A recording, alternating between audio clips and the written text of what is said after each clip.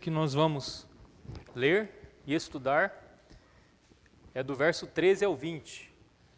E hoje nós vamos continuar estudando o assunto da igreja, a igreja de nosso Senhor Jesus Cristo. Então nós já estudamos a igreja corpo, já estudamos a igreja local, já estudamos o governo dela, e hoje nós vamos estudar o fundamento dela, vamos estudar a rocha e as pedras, mas também, se der tempo, nós vamos estudar a edificação dela, como ela está edificada sobre Cristo, os apóstolos e os profetas, mas também vamos considerar umas interpretações que existem aí, que são erradas. Então, abre aí sua Bíblia em Mateus 16, eu vou terminar aqui, de colocar algumas informações.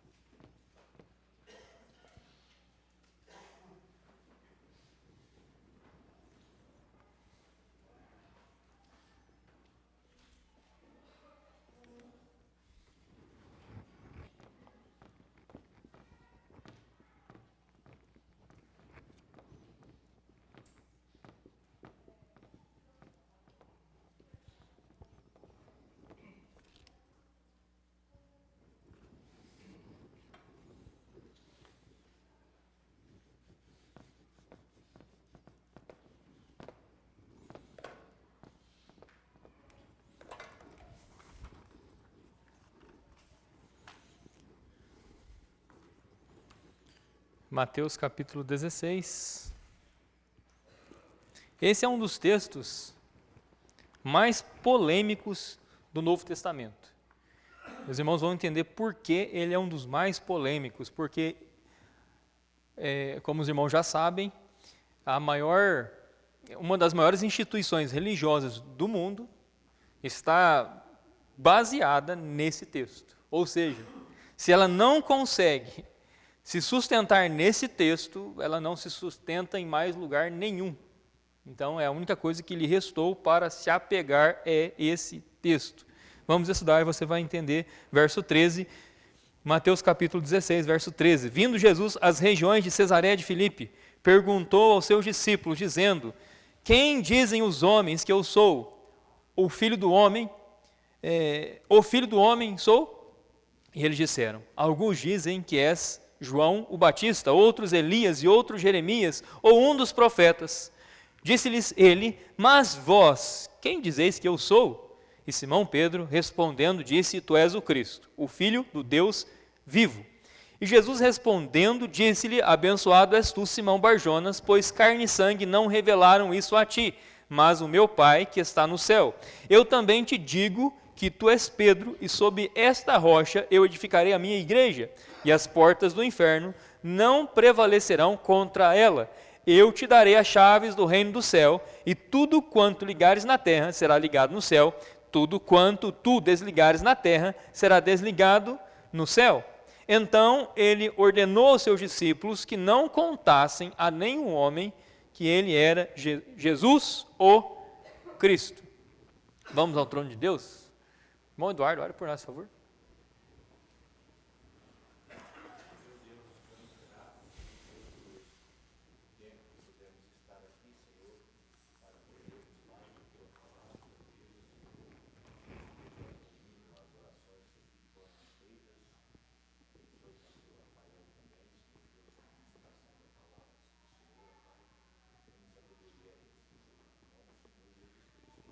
Amém.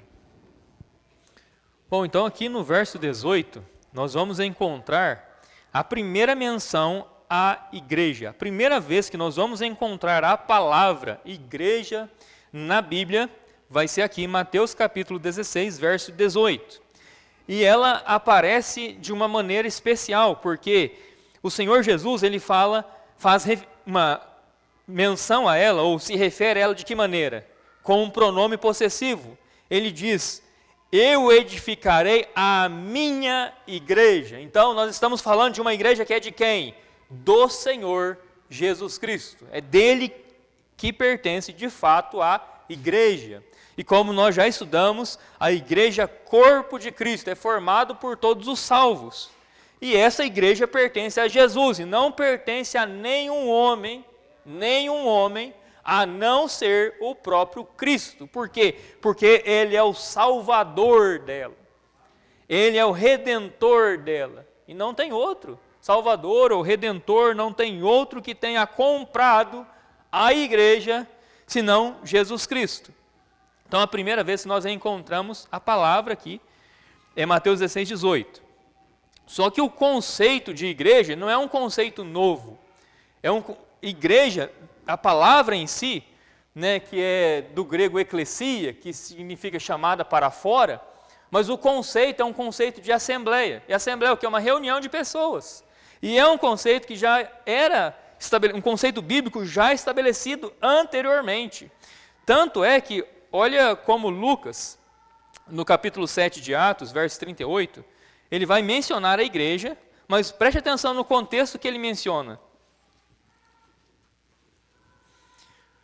Atos 7, verso 38. Vamos ler o 37 para a gente entender melhor o texto, pegando melhor o contexto.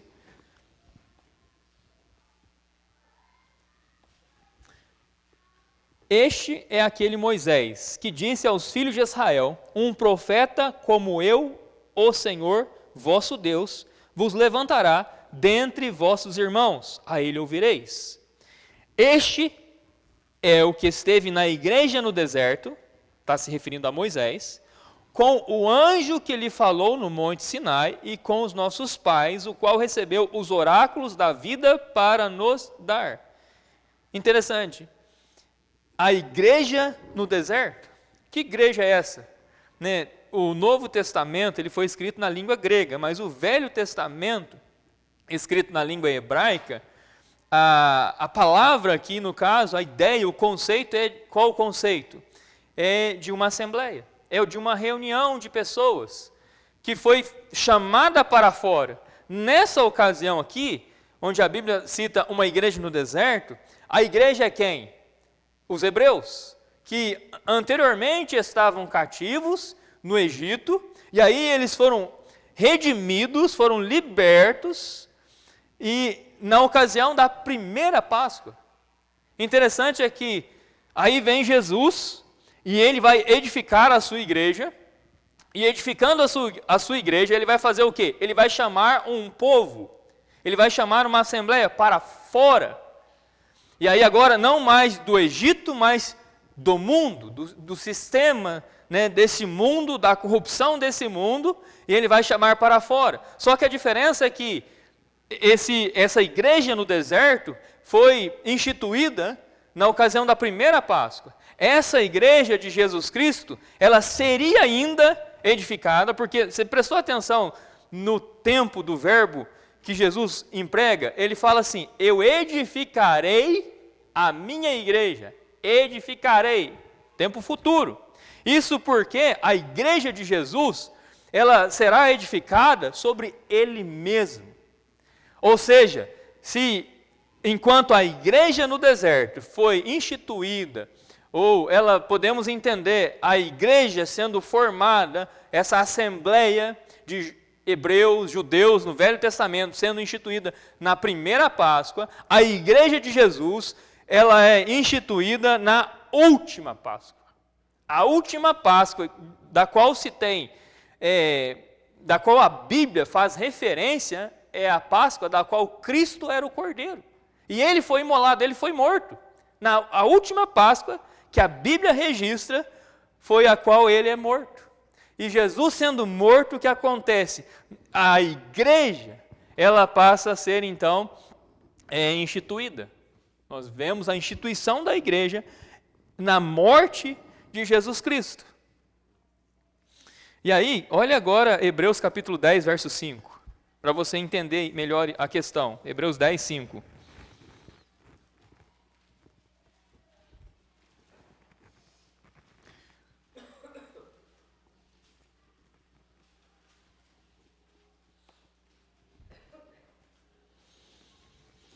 Quando nós lemos os versos anteriores,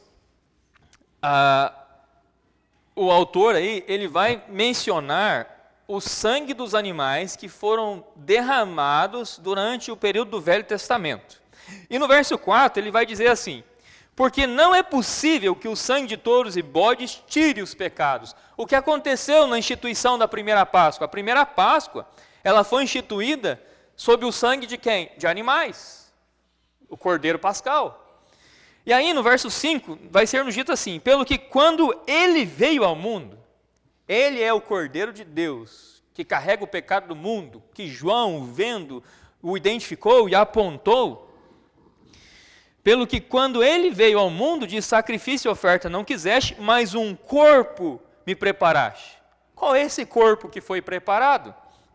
Verso 10 vai dizer assim para nós: por cuja vontade somos santificados pela oferta do corpo de Jesus Cristo, feita de uma vez por todas. Então, na ocasião da morte de Cristo, a última Páscoa, de que se tem registro no Novo Testamento, um corpo espiritual foi formado, que é a igreja de Jesus Cristo, que ele disse a Pedro que edificaria.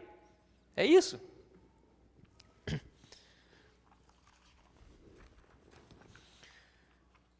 Então, o conceito é um conceito que já existia no Velho Testamento, só que nós vemos o Senhor Jesus empregando ele de uma maneira especial no Novo Testamento. Por quê? Porque a igreja dele e todos aqueles que farão parte desta igreja vão se unir a ele. É aquilo que nós estudamos no primeiro estudo sobre a igreja corpo de Cristo. Então, se você faz parte da igreja corpo de Cristo, você é um com o Senhor Jesus, você é um membro do corpo de Jesus Cristo. E como eu já falei também nos estudos anteriores, o mais importante é que você seja membro da igreja corpo de Cristo. É mais importante a membresia sua com relação à igreja corpo de Cristo, porque há uma multidão de pessoas que são membros e filiadas a uma instituição religiosa os seus nomes não estão registrados no livro da vida. Amém. E por quê? Porque nunca chegaram ao conhecimento do Salvador Jesus. Elas simplesmente se converteram a uma religião, elas praticam uma religião, mas nunca chegaram ao conhecimento do Salvador Jesus. Esse é o mais importante, que a pessoa conheça o Salvador Jesus. Bom, agora vamos chegar lá na declaração de Pedro, ou seja, na declaração de Cristo, da qual ele fundaria a sua igreja. Essa declaração sucede uma declaração anterior.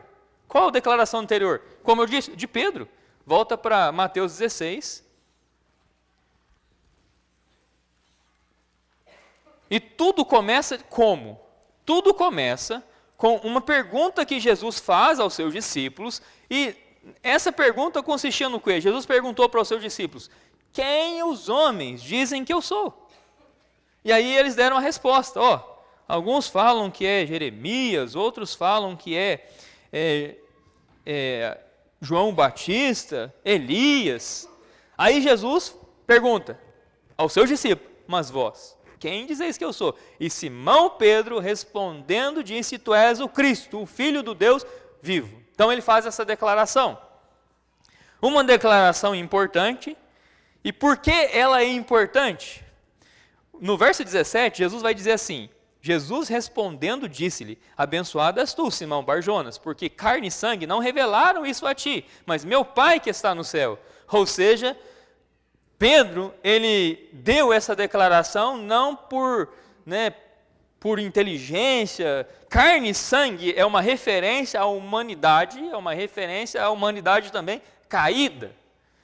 E não é com relação a essa natureza que ele chegou a esse entendimento, ou seja, ele precisava de uma revelação divina para entender que Jesus Cristo é o Cristo, o Filho do Deus vivo.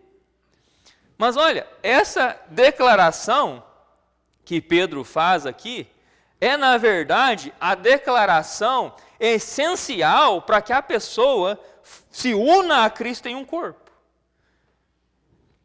Todo salvo, ele vai precisar declarar a mesma coisa, para fazer parte desta igreja, corpo de Cristo. E aí sabe quem vai falar mais a respeito disso? Paulo, não é nem Pedro. Até porque a fé de Pedro aqui, ela estava bastante imatura ainda. Tão imatura que o que vai acontecer alguns textos adiante é que Jesus, ao revelar o que aconteceria com ele, sobre ele ser morto, Pedro vai fazer o quê? Verso 22. E Pedro, tomando, começou a repreendê-lo, dizendo: longe de ti, Senhor, isso não será para ti. Então, Pedro está indo contra Jesus, aquilo que Jesus havia revelado para ele, sendo a vontade do Pai, sobre ele ser morto e ressuscitar. E aí Jesus vai repreender Pedro como? Mas ele, virando-se, disse a Pedro: para trás de mim, Satanás, tu és uma ofensa a mim, porque não tens gosto das coisas que são de Deus, mas só das que são dos homens. E o que vai acontecer também mais para frente, vai ser a negação de Pedro. E aí por isso que quando nós chegamos em Lucas, capítulo 22, o Senhor vai falar assim para Pedro: ó Pedro, quando converteres, confirma teus irmãos. Em qual sentido? Nesse sentido de que faltava para Pedro, Pedro conseguiu entender algo muito importante para o judeu nessa ocasião. O que ele entendeu? Que Jesus era o Messias. E era o que o judeu precisava entender nessa ocasião, que aquele que estava ali diante deles e que estava operando estes sinais e maravilhas, como Nicodemos disse: olha, nenhum homem pode fazer estas coisas se Deus não estiver com ele. Nicodemos estava entendendo certo, estava pensando bem, mostra uma consciência boa, mas Pedro conseguiu entender melhor, e mediante uma declaração que ele faz, sendo ajudado por Deus, ele vai dizer: tu és o Cristo, o Filho do Deus vivo. Só que olha como Paulo vai nos revelar uma declaração mais abrangente, que vai contemplar toda a obra de Cristo, porque a essa altura de Mateus 16, o que não tinha acontecido ainda? A cruz do Calvário. Pedro ainda não entendia nada a respeito desse Salvador que seria morto, tanto é que quando Jesus revela isso, ele faz o quê? Repreende Jesus. Então faltava esse conhecimento de Pedro, da parte de Pedro. Mas sabe quem teve o conhecimento? Paulo. E aí em Romanos capítulo 10, verso 13, olha o que Paulo fala: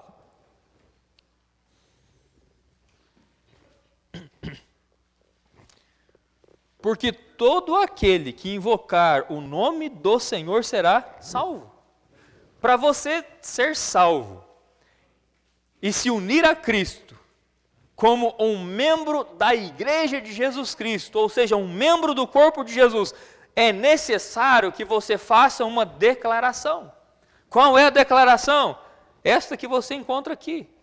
Porque todo aquele que invocar o nome do Senhor será salvo. Aí os versos anteriores vai explicar para nós como se dá essa operação. Ou seja, alguém vai invocar o Senhor porque está crendo no Senhor.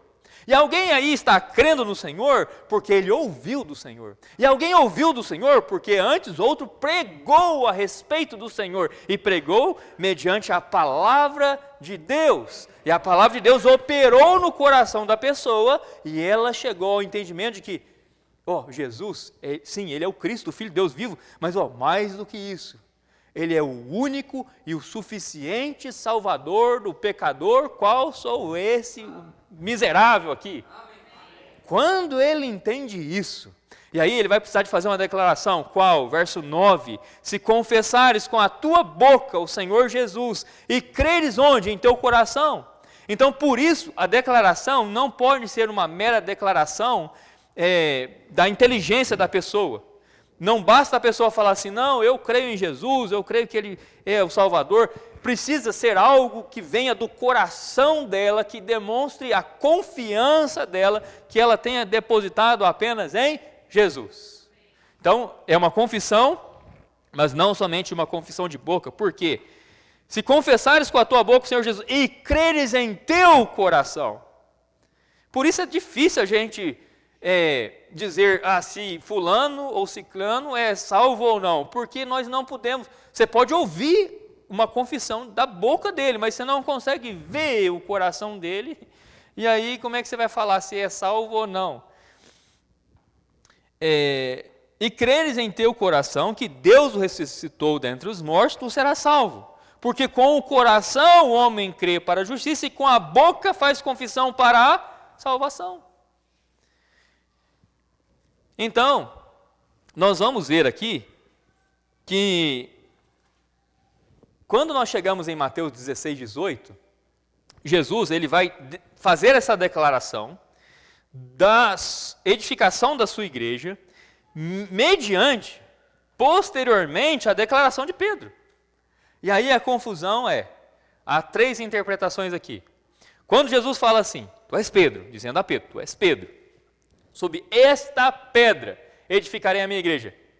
Esta pedra é quem? Aí as 3 interpretações, as mais assim aceitas, isso desde os primeiros séculos. Alguns vão dizer que e sobre esta rocha, na verdade, esta rocha, Jesus vai falar, tu és Pedro, e sobre esta rocha edificarei a minha igreja. Então há uma diferença de Pedro no grego, do qual foi escrito aí alguns vão falar assim, não, mas Jesus estava falando no aramaico. Só que tem um detalhe, o texto escrito, ou seja, o registro do texto se deu pelo apóstolo, no caso pelo discípulo do Senhor, Mateus. E a Bíblia diz que os homens santos de Deus, em 2 Pedro, capítulo 1, falaram inspirados. Ou seja, o Espírito Santo vai registrar no grego, e o Espírito Santo vai fazer uma distinção entre Pedro, que é Petros, e no caso Jesus lá, que vai ser, e no caso a rocha. O Espírito Santo faz essa distinção. Isso onde? No grego, na língua original em que foi escrita. Aí tem lá as três interpretações. Uns vão falar que esta rocha é a confissão de Pedro. Outros dirão que esta rocha é o próprio Pedro. E tem também o entendimento de que a rocha é o próprio Cristo. Então vamos lá. É a confissão, é Pedro mesmo ou é Cristo? O que dizem os pais da igreja? E aqui é interessante porque você pensa assim, mas por que isso é importante? Eu saber em relação aos pais da igreja ou mesmo o que os papas disseram. Isso é importante porque a mesma igreja católica que vai dizer que é a única igreja de Jesus Cristo, por quê? Porque, segundo a interpretação católica, Pedro é a pedra, ou a rocha, Pedro é a rocha, e a igreja está edificada sobre ele. E aí eles vão dizer que a igreja, no caso a igreja católica, ela é unânime, só que quando a gente vai estudar a relação daquilo que foi a interpretação dos pais e dos papas, você não vê unanimidade.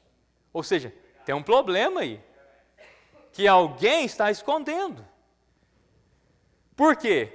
Quem pensa que a confissão de Pedro era a rocha, que Jesus estava edificando a sua igreja sob a confissão de Pedro. Agora, você pensa, mas que loucura é essa? Isso é uma bobagem.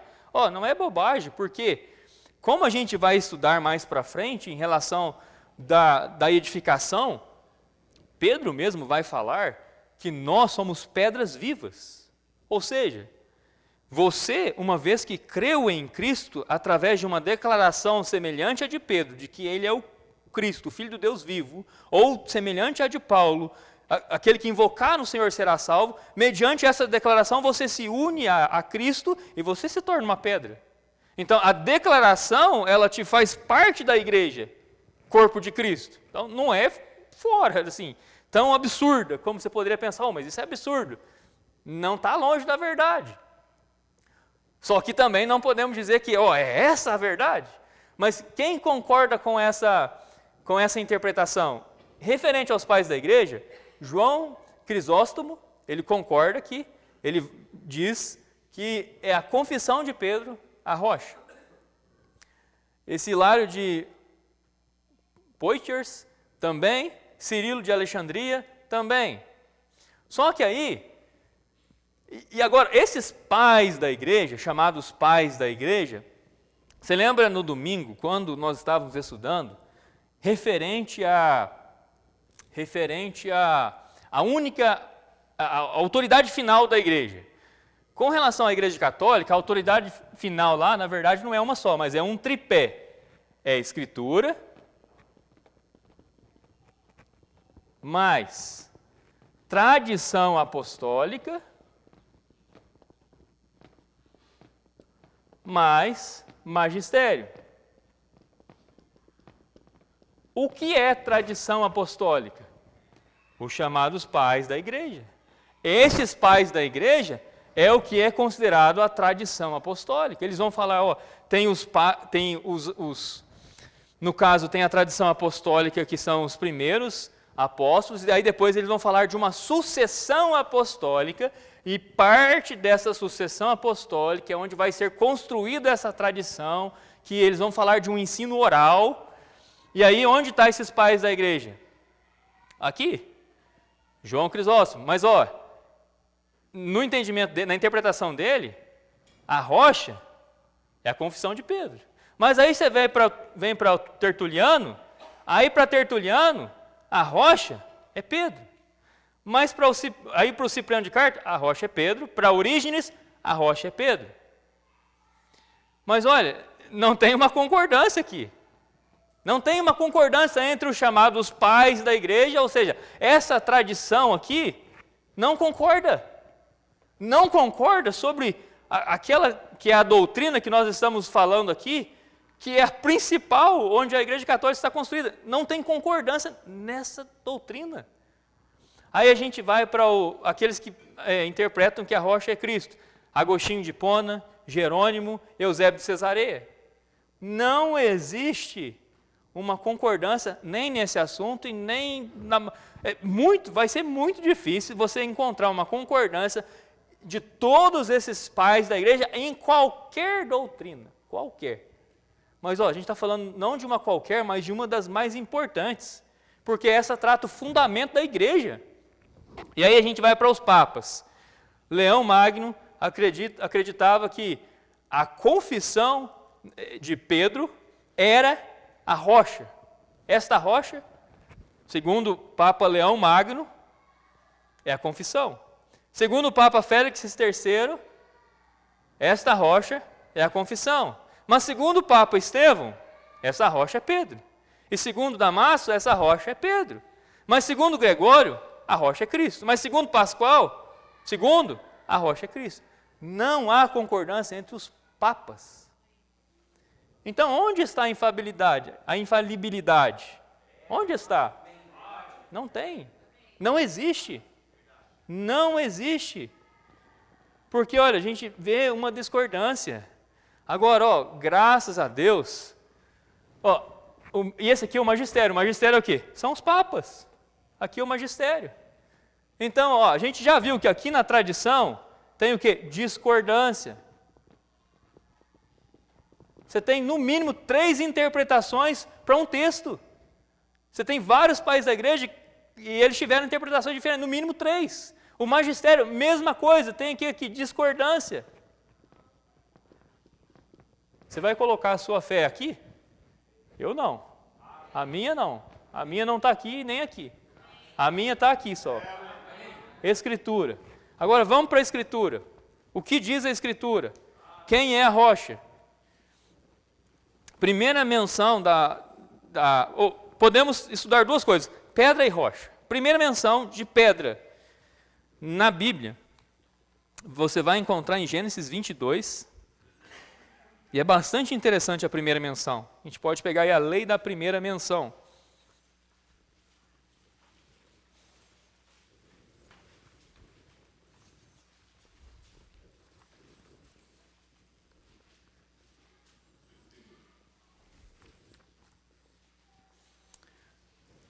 Tem um estudo interessante, daqui a pouco eu chego lá, nesse Gênesis 22, mas olha, um levantamento interessante aqui.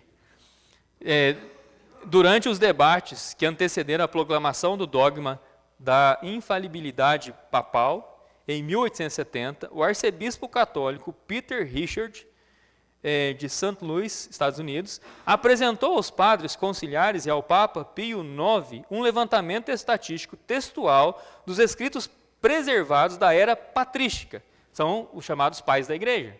É dos 7 primeiros séculos da igreja. Aí, 44 escritos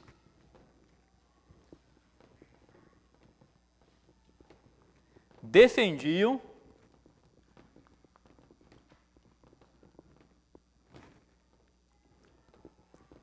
que a pedra, eles falam pedra, a gente sabe que é rocha, mas eles falam pedra, que a pedra era a confissão de fé. Vou pôr aqui fé. A fé de Pedro. Confissão de fé, fé de Pedro. 44. 16 defendiam que era Cristo.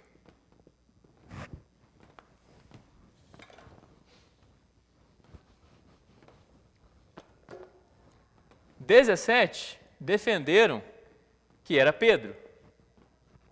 Esses são os pais da igreja, onde é dito que tem uma unanimidade. 44 é a declaração de Pedro. 16, Cristo. 17, Pedro. E tinha 8 ainda que falavam que era todos os apóstolos juntos. E aí, depois desse concílio, que eles fizeram? Eles ficaram com essa, mesmo não sendo a maioria. A maioria defendia que era a confissão de Pedro. E aí a Igreja Católica abraçou essa daqui, porque é essa daqui que sustenta a doutrina do papal, a doutrina do Papa. É essa daqui que sustenta. Se você for para as outras, a doutrina vai cair por terra. Vamos lá. Gênesis 20, eu falei 22, mas é 28, tá? Acho que eu falei 22.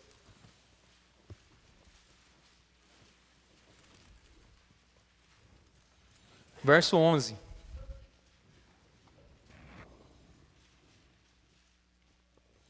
E ele chegou a um certo lugar, e ali ficou a noite toda, porque o sol estava posto, e ele tomou umas pedras daquele lugar, e as colocou como seu travesseiro, e se deitou naquele lugar para dormir. Verso 18. Aqui é Jacó, né? Jacó. Verso 18. E Jacó levantou-se cedo de manhã e tomou a pedra que tinha posto como seu travesseiro e a colocou como um pilar. Então, uma pedra que ele tinha usado como travesseiro, coloca como pilar e derramou óleo no topo dela. Uma pedra sendo ungida. Sabe o que é interessante? Quem é ungido, ou ungido, é o Senhor Jesus Cristo. Ou seja, já está apontando para o nosso Senhor Jesus Cristo. Ele é ungido. A pedra ungida é Cristo. Aí, continuando aqui a leitura,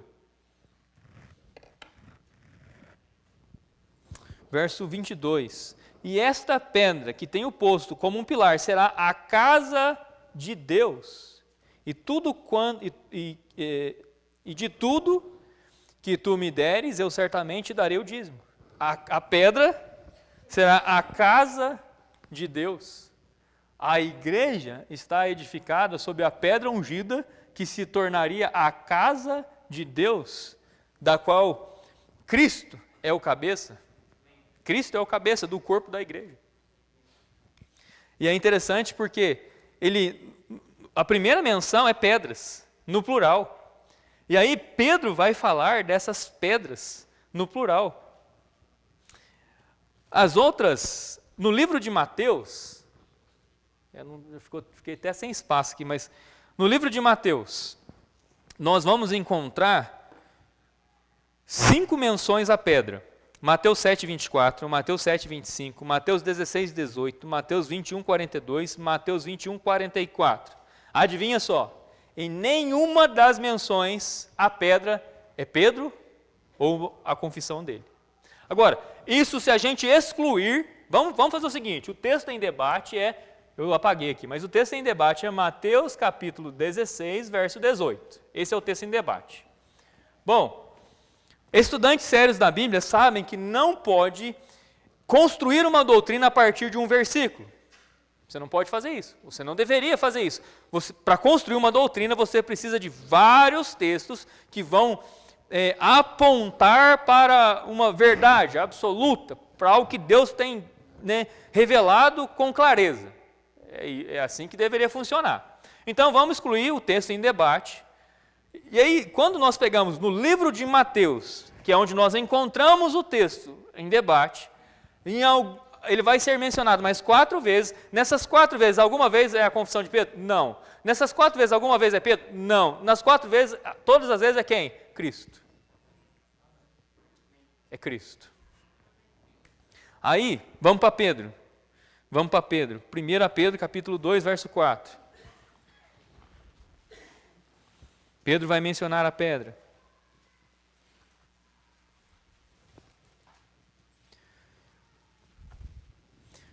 Chegando-vos para ele como uma pedra viva, reprovada de fato pelos homens, mas eleita por Deus e preciosa. A pedra aqui é Cristo. A pedra reprovada pelos homens, mas eleita por Deus e preciosa, é Cristo. Nós cantamos o hino, precioso é Jesus para mim. Vós também como pedras vivas. Está vendo por que essa declaração, porque essa interpretação de que a confissão de Pedro é a rocha não é absurda? Porque uma vez que você creu em Cristo, você se une a Ele e você passa a ser uma pedra viva desse edifício. Porque lembra que o conceito da igreja corpo é não uma instituição, mas organismo vivo. Isso porque ele é feito de todos aqueles que já receberam Cristo pela fé. Você é uma pedra viva. Vós também, como pedras vivas, sois edificados uma casa espiritual, um sacerdócio santo para oferecer sacrifícios espirituais aceitáveis a Deus por Jesus Cristo. Aí ele vai citar novamente a pedra.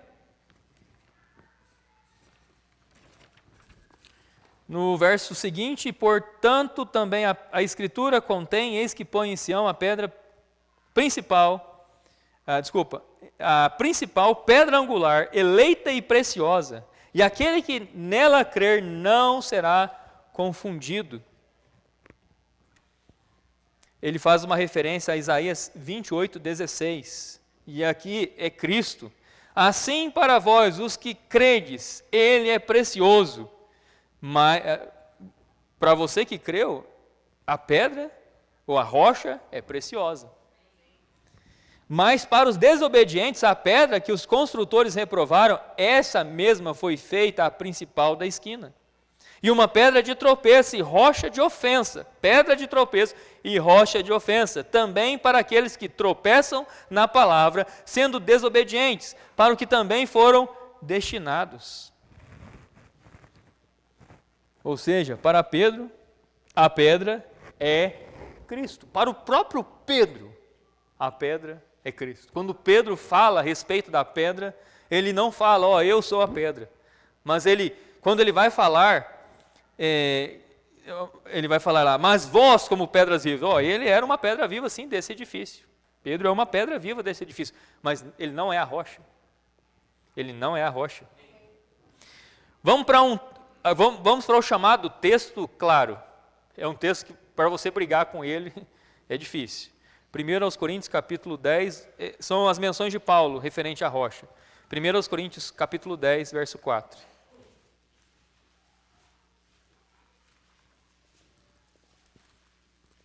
Podemos chamar de esse o texto definitivo. E beberam todos de uma mesma bebida espiritual, porque eles bebiam da rocha espiritual. Porque eles bebiam da rocha espiritual que os seguia, e a rocha era Cristo. A rocha era Cristo. Um desafio. Procure um texto na Bíblia que dirá, com as mesmas palavras, que a rocha é Pedro. Não existe. Sabe por que não existe? Porque a Bíblia não se contradiz. Dentro da Escritura, a rocha só pode ser uma coisa. Quando você vai para a tradição apostólica, os chamados pais da igreja, A rocha é várias coisas. É Pedro, é a confissão de Pedro, são todos apóstolos. Quando você vai para o magistério, os papas, a rocha pode ser várias coisas. Quando você vai para a Escritura, a rocha pode ser somente uma coisa. A Bíblia nunca vai dizer que a rocha é outra coisa que não Jesus Cristo. Eu creio que esse deveria ser definitivo. A Bíblia é a palavra de Deus. E aí, eu não entendo isso. Não, esses aqui são os pais da igreja. Esses homens viveram do século II em diante. Mas quem são os apóstolos? Aqueles que foram os apóstolos escolhidos, porque outra coisa que a gente precisa estudar é referente à sucessão apostólica, que não existe. Não existe sucessão apostólica. Aí é outro erro, que obviamente é um erro necessário para sustentar o erro primeiro. Porque se você não segue com uma sucessão apostólica, acabou a doutrina papal. Não tem como você sustentar ela mais. Bom, aí você vai ter lá as declarações de Paulo, referente à pedra, à rocha, Romanos 9, 33, 1 Coríntios 10, 4, 2 Coríntios 3, 3, Efésios 2, 20, 1 Timóteo 3, 15. Em todas as declarações de Paulo, a rocha, a pedra é Jesus. Em nenhuma delas é Pedro. Por quê? Porque a Escritura não se contradiz. Não se contradiz. Agora, vamos chegar no fundamento, da igreja. Ela está edificada sobre quais fundamentos? Olha Efésios capítulo 2, verso 20. Vamos ler o verso 18, começar no 18.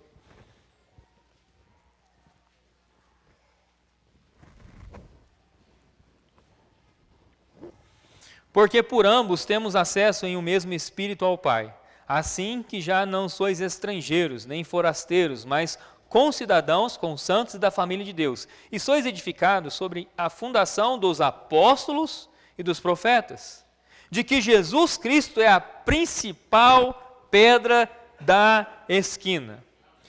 Em 1 Coríntios capítulo 3, verso 11, vai ser dito que ninguém pode pôr outro fundamento além do que já está posto. Qual é? Jesus Cristo. A igreja está edificada sobre Cristo. A rocha, quando Jesus está dizendo, olha, tu és Pedro, aí ele vai apontar para ele mesmo. E sobre esta rocha eu edificarei a minha igreja.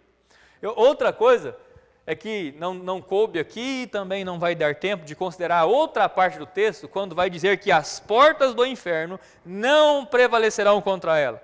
Aí alguns pegam essa referência, está falando de portas do inferno, e aí vão ligar com umas chaves que Jesus vai dar para Pedro. Então, se der tempo, a gente estuda a questão das chaves aí que ele vai dar para Pedro. Mas aqui, a igreja começa com Cristo. Sem Cristo não haveria uma igreja. Não haveria uma igreja, não haveria um corpo. Então, ele é o fundamento principal. Aí, sob esse fundamento, nós temos os apóstolos. Por quê? Porque são os apóstolos que, uma vez que receberam a mensagem do Evangelho de Cristo, eles vão começar a pregar, e aí vai entrar a questão das chaves que Jesus entrega para Pedro. O que são essas chaves? Olha Mateus 16,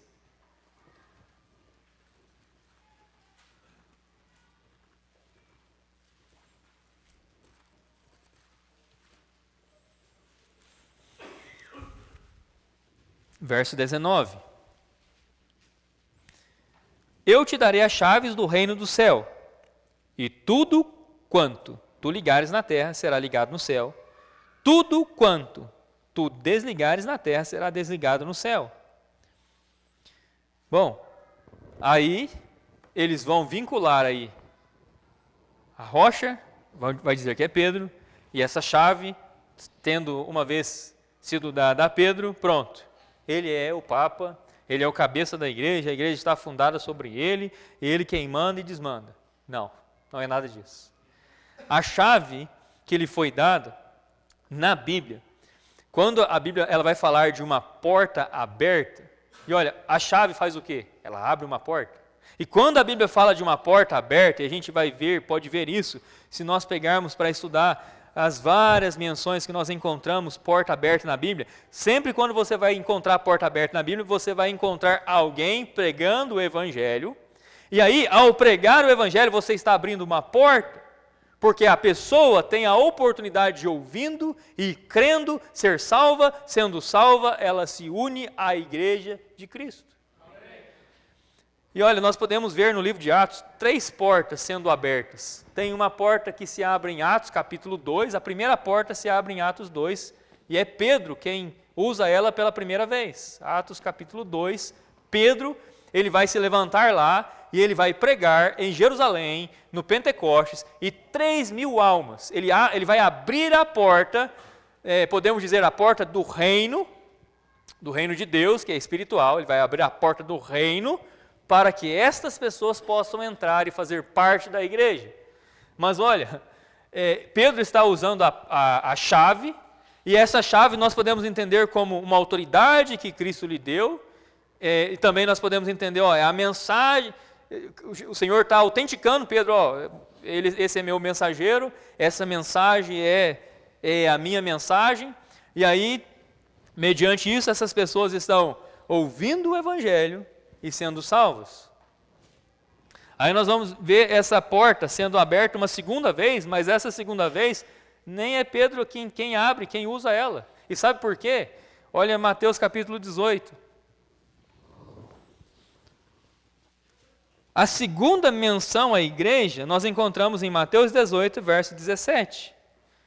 E o contexto é disciplina na igreja. Então a porta, as chaves que Jesus está dando para Pedro, e esse ligar e desligar, ele tem, podemos entender como duas aplicações. Uma aplicação é com relação a uma oportunidade da pessoa, ouvindo o Evangelho, ser salva. E a outra é no sentido de disciplina na igreja. Olha só o verso 15. Além disso, se teu irmão pecar contra ti, vai, diz-lhe a sua culpa entre ti e ele somente. Se ele te ouvir, ganhaste teu irmão. Se, porém, ele não te ouvir, então leva contigo mais um ou dois, para que pela boca de 2 ou 3 testemunhas, cada palavra seja confirmada. Se ele recusar ouvi-lo, dize-o à igreja. Segunda menção da igreja. Qual é o contexto? Disciplina. Disciplina entre irmãos. Verso 15. Além disso, se teu irmão pecar contra ti, o assunto é esse, disciplina entre irmãos. E aí olha o verso 18. Na verdade eu vos digo. Ele está dizendo para quem? Para Pedro somente? Como ele fez em Mateus 16, verso 19? Não. Ele está dizendo para quem? Para os discípulos. Todos eles. Todos os 12. Na verdade eu vos digo, tudo o que ligardes na terra será ligado no céu, e tudo o que desligares na terra será desligado no céu. Qual é o contexto? Perdão. Qual é o contexto? Disciplinar. Qual é o exemplo prático que nós encontramos de uma aplicação disso nas Escrituras? 1 Coríntios capítulo 5. Tem um problema na igreja de Corinto. Paulo, como apóstolo de Jesus Cristo, ele vai fazer o quê? Ele vai usar a sua autoridade apostólica e vai falar assim, olha, meu veredito é esse, vocês vão fazer isso, porque eu que mando. Não. Ele fala assim, olha, vocês estão errados. Com a sabedoria de Deus, ele discerne o problema e fala, vocês estão errados. Por quê? Porque vocês não estão tratando o problema. Qual era o problema? Fornicação.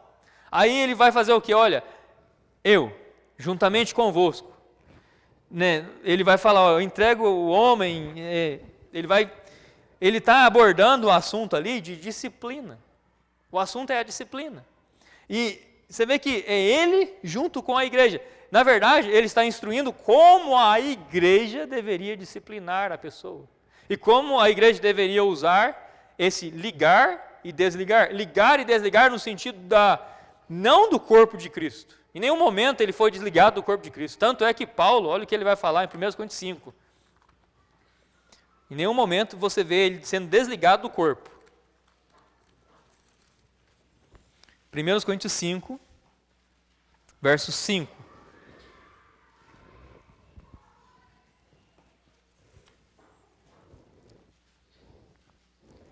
o tal seja entregue a Satanás para a destruição da carne, para que o espírito seja salvo no dia do Senhor Jesus. Ele foi desligado do corpo de Cristo? Não, não foi. Então, o ligar e desligar é com relação à igreja local. O ligar e desligar é com relação à comunhão com a igreja e também podemos entender a comunhão com o Senhor. Se ele não anda segundo a verdade, segundo aquilo que nós temos recebido do Senhor, ele deveria ser desligado da comunhão da igreja e do Senhor. Aí, referente às chaves, a gente vê ela sendo usada uma primeira vez em Atos 2 por Pedro. Uma segunda vez ela é usada, mas agora é por Filipe, em Atos 8, quando a porta do evangelho vai ser aberta para os samaritanos.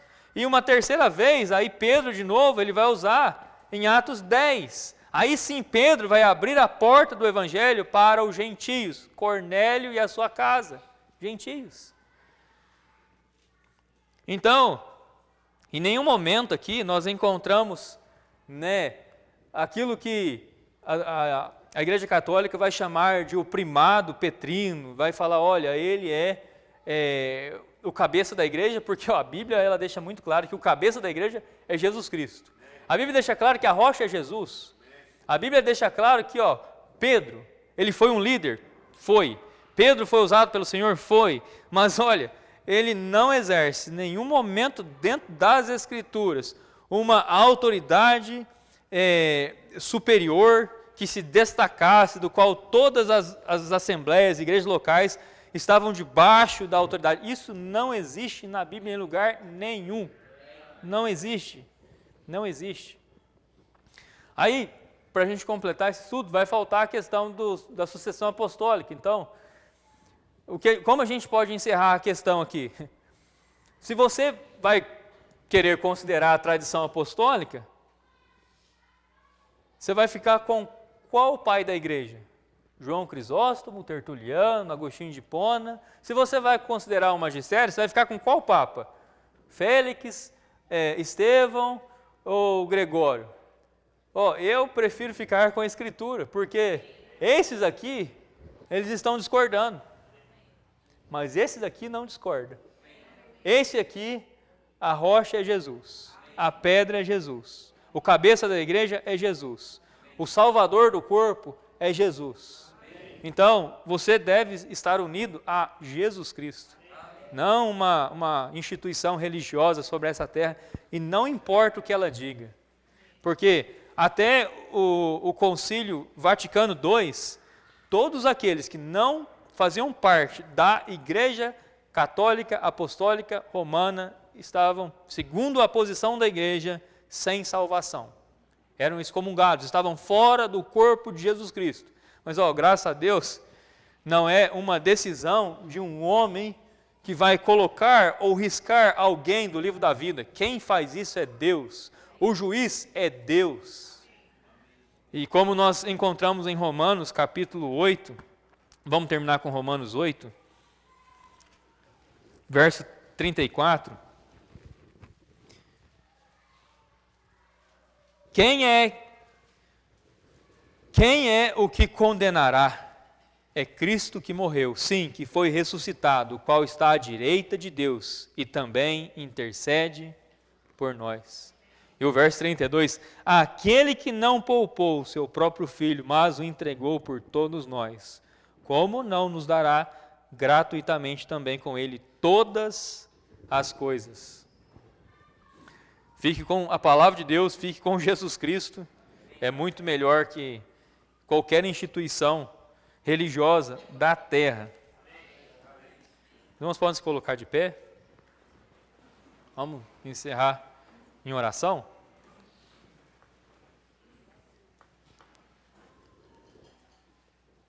Pedir para o irmão Álvaro encerrar o culto em oração por nós, por favor?